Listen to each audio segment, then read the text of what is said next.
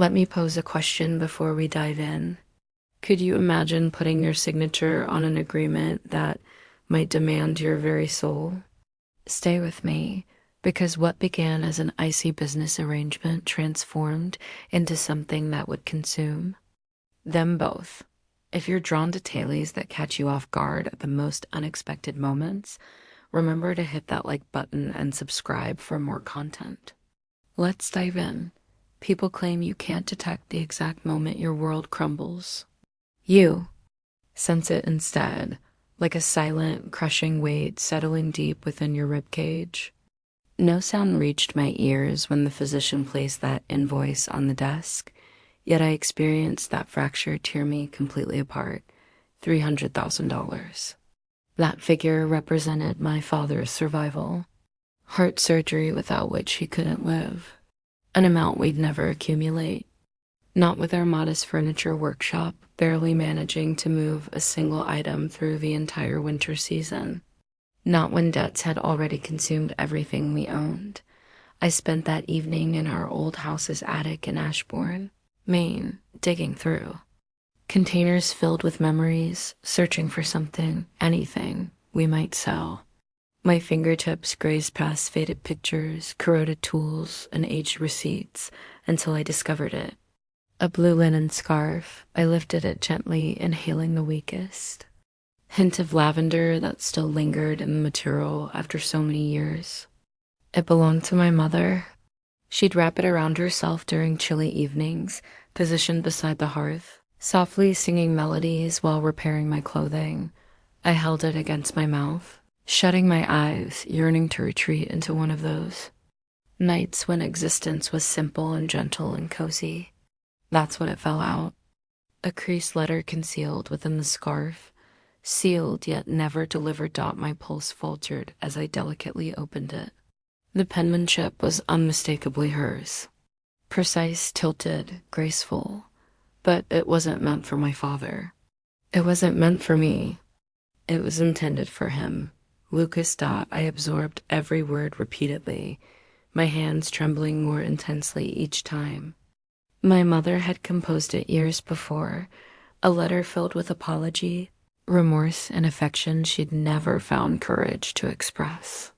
She described a young man who'd once appeared at our entrance seeking employment, a boy who was rejected by my father's stubbornness and my mother's silence. Lucas Ford. That name carried weight now. Everyone in Ashbourne recognized it. He constructed the nation's most expansive luxury furniture empire. He possessed the skyscrapers in Portland, manufacturing plants spanning multiple states, and the type of reverence that came when people understood better than to mention his name carelessly. The same youth my family had dismissed had become the man capable of rescuing us.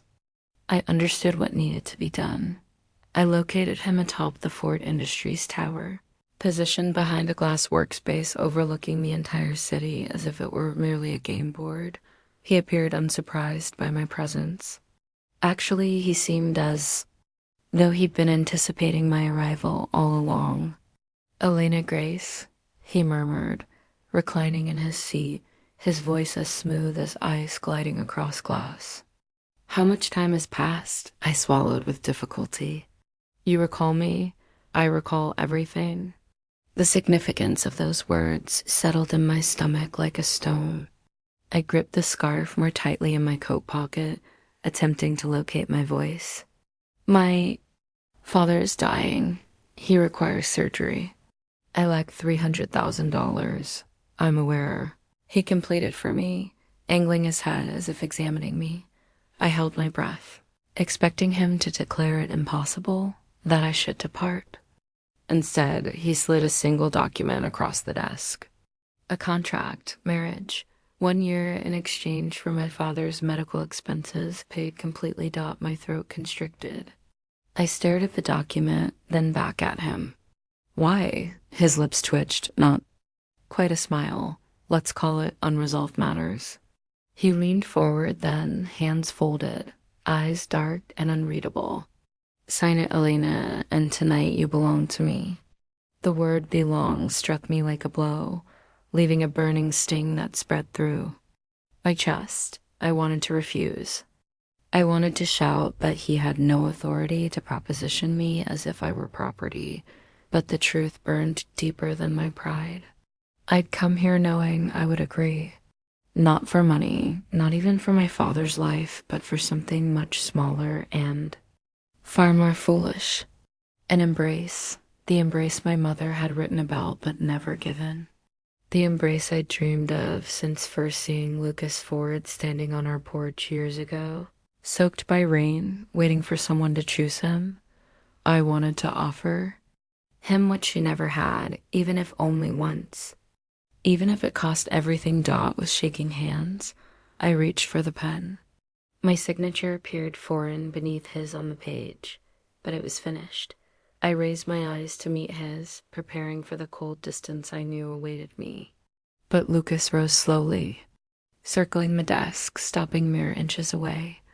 I felt his breath's warmth brush my skin as he leaned down, his voice a quiet command that sent shivers down my spine. Tonight, I closed my eyes, clutching the scarf in my pocket like a lifeline. For the first time in my life, I realized I had no comprehension of what I'd committed to. The vehicle that collected me was black, sleek, and unnervingly quiet. It felt like entering a hearse, transporting me toward something already deceased. Perhaps it was my dignity. Perhaps it was the person I used to be before signing that document. Lucas didn't accompany me. Instead, I sat alone in the rear seat, holding my mother's scarf in my lap, pressing my forehead against the cold window as the city blurred past.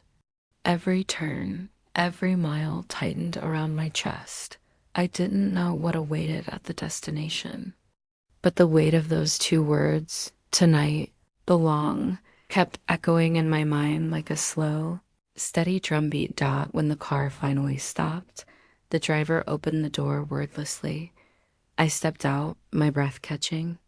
The house wasn't really a house. It was a mansion, glass and stone, towering over Portland-based cliffs, standing alone like a monarch without a realm. The wind carried scents of salt and cedar, but underneath lay something else. Warm, sharp, rich sandalwood. The moment I stepped through the entrance, it enveloped me completely. The air was thick with it, filling every corner as if it had soaked into the walls themselves. Dot. It was the same fragrance my mother used to burn in the old wooden incense holder by the fireplace. For a moment, I could almost hear her humming again. But then the door closed behind me and the memory shattered. Follow me. The voice cut through the silence like a blade. Lucas stood at the grand hallway's end, his black suit untouched by the outside wind, his face as unreadable as ever. I swallowed hard and followed, my steps muffled by the thick carpet beneath my feet. The house was too perfect, too sterile, as if no one had truly lived here. The furniture was minimal and sharp-edged. The walls displayed glass shelves filled not with family photographs, but with awards, contracts, and polished woodwork pieces, reminders of the empire he built. With his own hands, he stopped before a closed door. "This is your room, not ours, yours." The words landed heavier than they should have. I stared at the doorknob, unable to move. "I'll have the guest wing prepared for your father's nurses tomorrow," he added, his tone clipped and distant. "You'll find everything you need inside." I finally looked up at him, searching for something, anything, that might explain why he was doing this. Why he was maintaining distance after everything he demanded just hours earlier. "Is that all this is?" I whispered. "A transaction to you?" His jaw tightened, but his eyes remained cold. "What else could it be?" I flinched, my throat burning. With words I couldn't release. I turned the knob, pushing the door open with trembling hands. And then I stopped out. My room wasn't empty. Laid neatly on the bed atop crisp white linens was my mother's scarf. Freshly laundered, pressed, smoothed as if someone had been holding it, preserving it, I stepped inside, my chest tightening, and picked it up with trembling fingers. It smelled faintly of lavender again, as if someone had tried to restore it to life. I turned slowly, my voice barely more than a whisper. "Why do you have this?" Lucas stood in the doorway, his face still like carved stone. He didn't move. He didn't speak. And in that silence, I realized something I hadn't dared believe. He had never released it.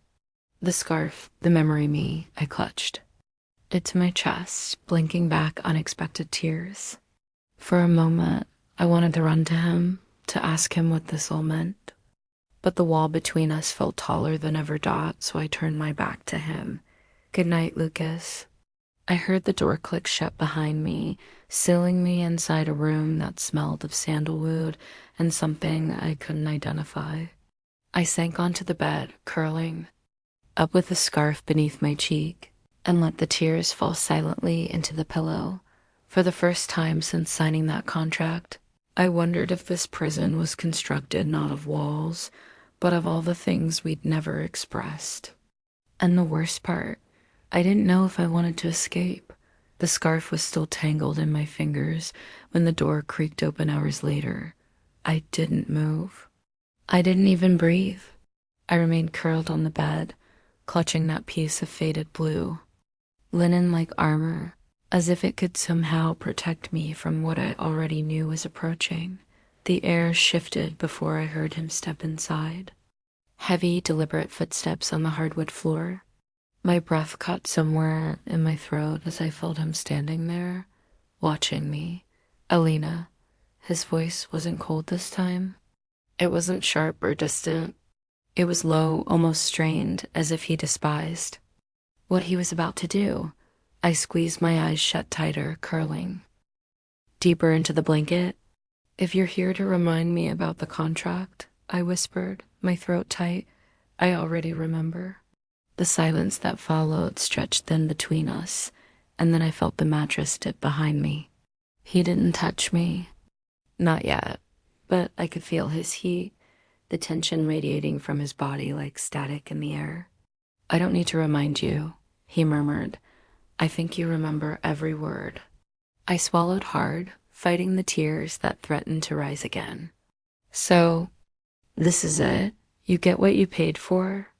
He was quiet for so long that I almost dared to turn around and face him. Almost.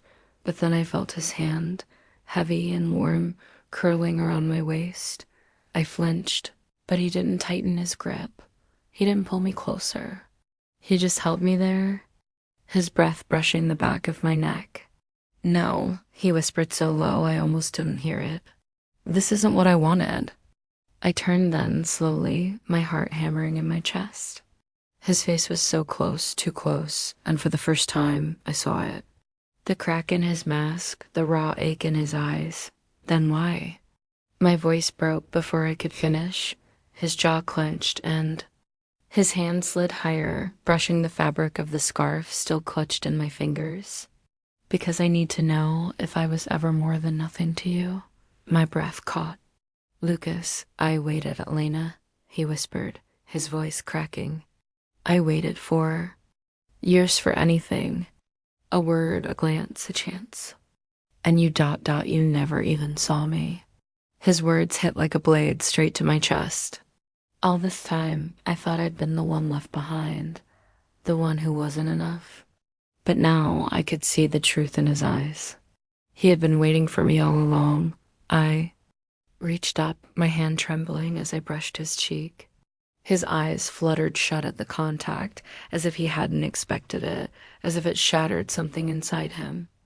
"I saw you," I whispered, the words breaking free before I could stop them. "I always saw you. I just didn't know how to reach you." His eyes opened slowly, locking onto mine with a heat that stole the air from my lungs. His hand slid to the back of my neck, pulling me closer until our foreheads touched. "Don't lie to me now," he breathed. I swallowed hard, my pulse racing. "I'm not." He didn't move for a long moment, and then, like a dam breaking, he crushed his mouth to mine. "It wasn't Slow, it wasn't sweet. It was desperate, raw, fierce. I gasped against him, my body freezing for half a second before instinct took over. My fingers tangled in his shirt, pulling him closer as my hurt pounded out of control. He groaned softly, lifting me with a strength that stole my breath. I clung to him, trembling as he laid me back on the bed, hovering over me like he was about to devour every piece of me. And maybe he was. "Elena," he whispered again, his voice wrecked. "Tell me to stop and I will." I looked up at him, searching his face for the coldness I'd feared, but there was none. There was only him. Only this. I shook my head, my voice barely.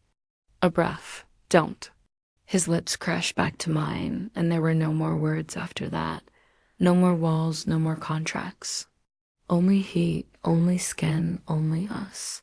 He took what I had saved all these years, but it didn't feel like theft. It felt like a beginning, and when it was over, when we lay tangled together beneath the sheets, his arms wrapped tightly around me, I heard him whisper the words I never thought I'd hear from him. "I never wanted your body, Elena. I wanted your heart." I buried my face in his chest, clutching the scarf between us. And for the first time in my life, I didn't feel like I was giving something away. I felt like I was finally being claimed. Morning arrived too quickly. I woke to the weight of his arms still draped over my waist, the steady rise and fall of his chest pressed against my back. For one fragile, fleeting second, I let myself believe this might be something real, something more than the ink on a contract.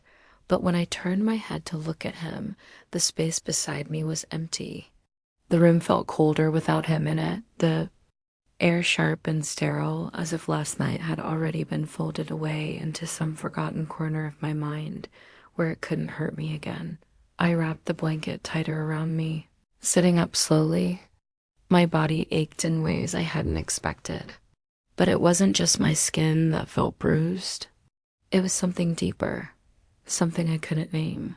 I found my clothes folded neatly on the chair by the window. My mother's scarf had been laid on top, carefully, arranged as if it were something precious. I held it to my chest, breathing in the faintest trace of lavender and memory before slipping it back into my pocket. The house was silent as I made my way down the long hallway. I thought maybe he'd left. Maybe he'd returned to whatever cold, still world he lived in when I wasn't looking. But I found him in the kitchen, standing by the window, staring out at the cliffs. His hands braced on the counter as if he was holding himself up with nothing. But the tension in his shoulders, he didn't turn when I entered the room. He didn't speak. The wall was already back between us. I stood there for a moment, waiting for him to say something, anything. He didn't, so I crossed the floor quietly, filling the kettle with water, moving through the motions as I had every morning. Back home, I found the tin of tea tucked away on a shelf, the one that smelled faintly of cinnamon and vanilla. I knew it wasn't for him. It was too soft, too warm. It had to be for me. I set the kettle on the stove, my hands shaking slightly, as I reached for the mugs. And still he said nothing. The whistle of the kettle broke the silence like a slap. I poured the water, my throat tight, my heart screaming for me to turn around and demand answers. But the words stayed locked behind my teeth. I carried 2 mugs to the counter and set one beside him. Finally he spoke. "Don't do that." I froze. "Do what?" "Act like this is normal. Like we're something we're not." I swallowed hard, staring down at the steam curling from the cup. "I don't know what we are." "Lucas." He let out a bitter laugh, low and sharp. "We're a contract, Elena, nothing more." The words hit harder than they should have. I clenched my fists at my sides, fighting the sting in my eyes. "Is that all last night was to you?" I whispered. He turned then, his face cold, closed off. "What else could it be?" I felt my chest cave in on itself. I had given him everything. My heart, my body, every piece of myself I had spent years guarding. And here he was, tearing it apart as if it were nothing. I shoved the mug toward him, spilling tea across the counter. "You're a coward." His jaw tightened. "Don't start." "No," I snapped, my voice breaking. "You don't get to do this. You don't get to hide behind paperwork and pretend you don't care." He stepped toward me then, his hands curling into fists. "What do you want from me, Elena? What do you expect me to say?" I felt the tears rising fast, burning hot. "I don't know. I don't know what any of this means. I just ... I thought I couldn't finish the sentence. I didn't have the strength. Lucas let out a long, shuddering breath, dragging a hand through his hair. "You shouldn't have signed that contract." I flinched as if he'd struck me. "I didn't sign it for money. I didn't sign it for my father." "Then why?" he snapped, his voice cracking like glass. I felt the words lodge in my throat, thick and raw. "For you." The silence that followed was unbearable. His face crumbled for half a second, the mask slipping just enough for me to see the man underneath. The boy I had known all those years ago, standing on my doorstep, waiting for someone to let him in. But the wall came crashing back down just as fast. "Get dressed," he rasped. "We're visiting your father today." He turned on his heel and walked out of the kitchen, leaving me standing there, shaking. I didn't follow him. Not right away. I sank onto the nearest chair, pressing my hands to my face, the tears falling hot and heavy. I didn't know how much longer I could do this. Living in a house that smelled like memories I could never reach.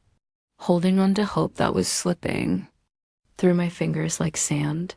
I reached into my pocket, pulling out the scarf one more time, and that's when I felt it. Something small, hard. A button. I turned it over in my hand, realizing it had come loose from the inside seam. There was something etched into the back. 2 letters, worn but still visible. L and E, Lucas and Elena. My breath caught in my throat. I clutched the scarf, tighter, staring at the tiny engraving, feeling the first flicker of something break through the ache in my chest. Maybe this wasn't the end. Maybe it had never really been just a contract. I carried the button with me like it was a secret too. Fragile to speak aloud. I traced the tiny letters with my thumb the whole way to the hospital, holding it so tightly in my fist I thought it might leave an imprint on my skin. Lucas didn't speak much on the drive. He kept his eyes on the road, his jaw clenched as if every mile stretched him thinner. I stole glances at him when I thought he wasn't looking, memorizing the lines of his face, the tension in his shoulders, the way his fingers tapped restlessly on the steering wheel. When we arrived, I reached for the door handle, but he caught my wrist before I could step out. "Elena." I turned, startled by the sound of my name in his voice. Low, almost broken, his grip loosened, falling away just as quickly as it had come. He swallowed hard, looking away. "You don't have to tell him about us." My throat tightened. "Why not?" His jaw flexed. "Because I don't want him looking at you. Like ... like he lost you too." I didn't understand what he meant, not yet. But I nodded anyway, too shaken to argue. When I entered my father's room, the air smelled like antiseptic and something colder, something I hated. His skin looked paler than the last time I'd seen him, his hands trembling slightly as he tried to adjust the blanket on his lap. "Elena," he whispered, his voice brightening when he saw me. I rushed to his side, kneeling by the bed, taking his frail hand in both of mine. "I'm here, Daddy." His fingers tightened weakly around mine, and for a moment, it was just us. Like all the years had folded back into a single perfect heartbeat. But then his eyes flicked past me, hardening when he saw Lucas standing in the doorway. "You," my father rasped, bitterness twisting his face. Lucas didn't flinch. He stepped inside slowly, his hands buried in the pockets of his black coat. Mr. Grace. I stood quickly, placing a hand on my father's arm. Please, not now. My father's gaze snapped to mine, confusion flickering in his tired eyes. Why is he here? I glanced back at Lucas, then down at the button in my palm. My heart pounded as I made a choice I wasn't sure I was ready to face. He paid for the surgery, I whispered. My father stiffened, his face draining of color. No, I nodded, my throat closing. Yes. He tried to sit up straighter, but the effort made him cough, weak and trembling. How much? I opened my mouth, but Lucas spoke first. Everything. My father's face crumpled, his hands shaking harder. I told you. I told you to stay away. From her, Lucas took a step closer, his voice low and tight. And you think I ever listened to you? Tears burned my eyes as I stood between them. Why? Why did you hate him so much? My father's jaw worked silently, as if the words were lodged somewhere too deep to reach. Finally, he turned away, staring out the window as if he couldn't bear to look at either of us, because your mother loved him first. The room spun. I swayed on my feet, clutching the chair for balance. What? My father's voice cracked, raw and bitter. She was just a girl. He was the boy who built her dreams in his notebook. She never stopped looking for him, even after she married me. I felt the breath leave my lungs. Lucas didn't say a word. He stood frozen, his face pale, his eyes dark and empty. She never told me, I whispered. My father let out a broken laugh. Of course she didn't. She chose me. But I knew. I always knew. I turned to Lucas, my heart breaking open all over again. Is that why you did this? Why you brought me here? His eyes finally met mine, and the mask I'd grown so used to seeing wasn't there anymore. No, he rasped. I did it because I couldn't lose you the way I lost her. The words hit like a wave, crashing over me, pulling me under. I dropped to my knees, pressing my forehead to the edge of the bed. Sobbing into my hands, my father reached for me, but I couldn't bear to move. I couldn't bear to breathe. I felt Lucas kneel beside me, his hand trembling as it hovered over my back. He didn't touch me. He just stayed there, his breath ragged in the silence. I'm sorry, he whispered so softly I almost didn't hear it. I'm sorry for every way I've hurt you. I turned, burying my face in his chest, clutching his coat with shaking hands. And for the first time, he didn't pull away. He held me tightly, desperately, as if I were the only thing keeping him alive. The days that followed blurred into a quiet I couldn't seem to shake. I went through the motions, visiting my father, helping the nurses, pretending I wasn't unraveling. From the inside out, Lucas kept his distance. He didn't touch me. He didn't speak much. But every time I turned around, I found him watching me with that same look, as if he were holding on by the thinnest thread. I told myself I hated it. I told myself I wanted him to leave me alone. But the truth lived in the space between us, heavy and unspoken, and it terrified me. I stayed at the house longer than I planned, sleeping in that cold, too perfect bed, clutching my mother's scarf, as if it could keep the walls from caving in. Every morning, I'd find little things, tiny, almost invisible signs that Lucas had been there. A steaming mug of tea left outside my door, a fire lit in the fireplace before I woke, the scarf always folded neatly on the pillow beside me. I wanted to believe they meant something, but I was afraid to hope. Until the night I found the envelope dotted, was sitting on the kitchen counter when I came downstairs. My name written across the front in Lucas's steady, sharp handwriting. I swallowed hard, fingers trembling as I tore it open. Inside was the contract, ripped clean in two, and beneath it, a single note. You're free, Elena. I stared at the paper, my breath catching in my throat. I didn't understand. He had every right to keep me tied to him, every legal hold, every broken, Promise. But he had let me go. I sank into the nearest chair, clutching the torn contract to my chest, trying to stop the tears that burned hot behind my eyes.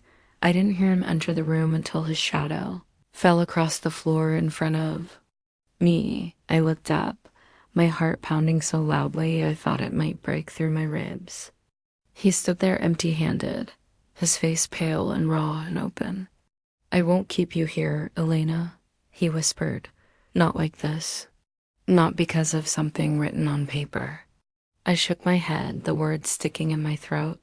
"Why now?" He swallowed hard, his voice cracking.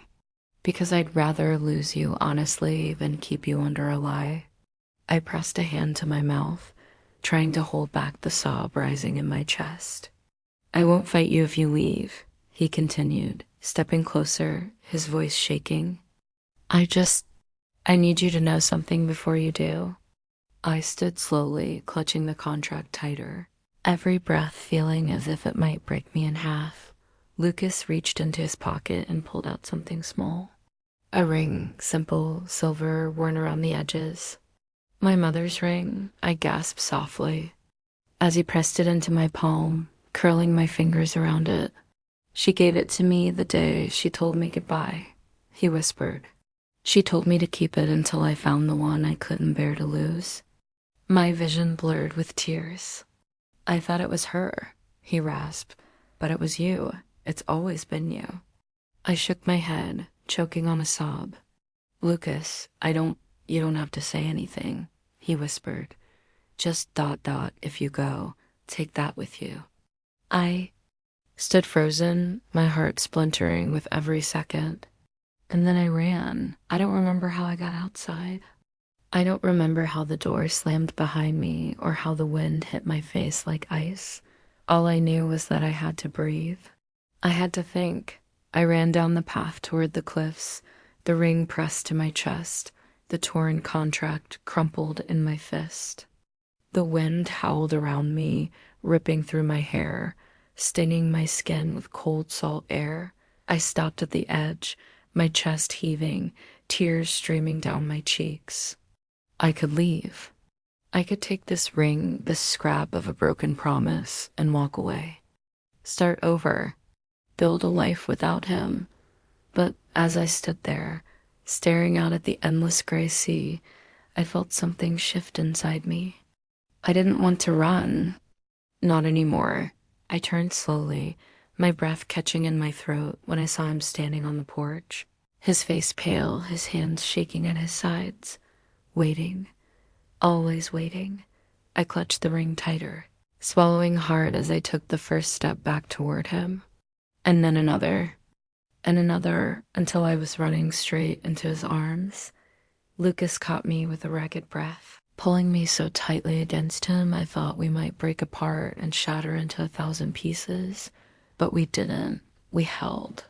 We stayed . And for the first time, I didn't feel like I was falling. I felt like I had finally landed. I didn't know how long we stood there, tangled in each other's arms. The wind howled around us, biting at my skin, but I didn't feel the cold. Not when he held me like that, as if he were afraid I might disappear if he let go . And maybe in some way I had already disappeared. The version of me who walked into his office with trembling hands and signed a contract I didn't fully understand. That girl was gone. The one standing here now had nothing left to prove. Nothing left to lose except him. Lucas was the first to break the silence. He loosened his grip just enough to pull back and cup my face between his hands, his breath uneven. "Tell me to let you go," he whispered, his voice shaking. "And I will." I blinked up at him, my vision blurred with tears, my heart pounding like a war drum in my chest. But I couldn't say the words because they weren't true. They had never been true. I reached up, curling my fingers around his wrists, grounding myself. In the weight of him, the warmth of his skin. "I don't want you to let go." He flinched as if the words hurt him.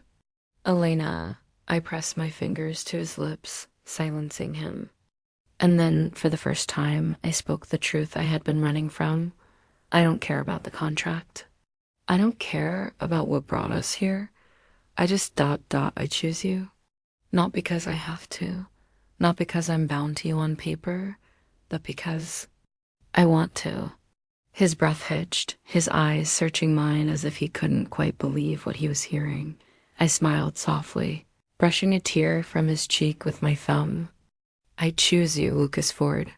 His hands tightened on my face, and then, without warning, his lips crashed into mine. This time it wasn't desperate, it wasn't forced. It was raw and real, and trembling with something I couldn't name.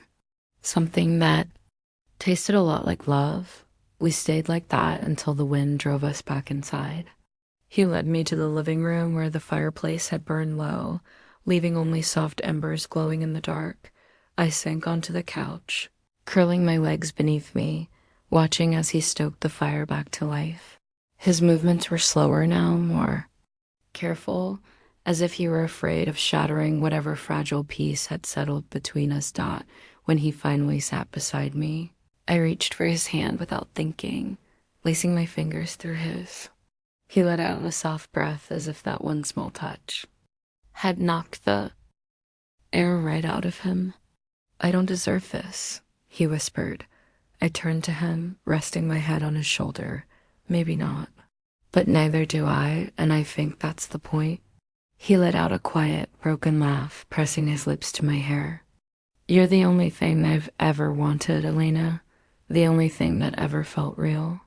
I squeezed his hand, feeling the steady thump of his pulse beneath my fingertips.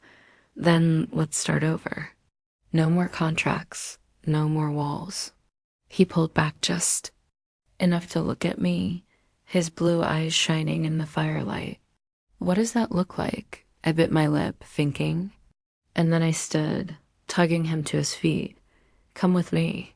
He followed without question as I led him through the house, down the long hallway, into the kitchen. I rummaged through the cabinets until I found what I was looking for. A kettle, a tin of cinnamon tea, 2 chipped mugs tucked away in the back. Lucas raised an eyebrow, watching me move around the kitchen as if I had done it 100 times before. What are you doing? He asked softly. I smiled, pouring the water, my hand steady this time. Starting over. I handed him a mug, watching as he took it, his eyes darkening with something I hadn't seen before. Hoped out, we sat at the counter, sipping our tea in silence, the warmth settling between us like a promise. No pressure, no demands, just this. Just a stop later, as the fire burned lower. He pulled me onto the couch, wrapping his arms around me as if he couldn't bear to let me go. I rested my head on his chest, listening to the steady rhythm of his heartbeat. I thought about the ring still tucked safely in my pocket, the button from the scarf, the tiny, fragile thread that had connected us long before either of us knew what it meant.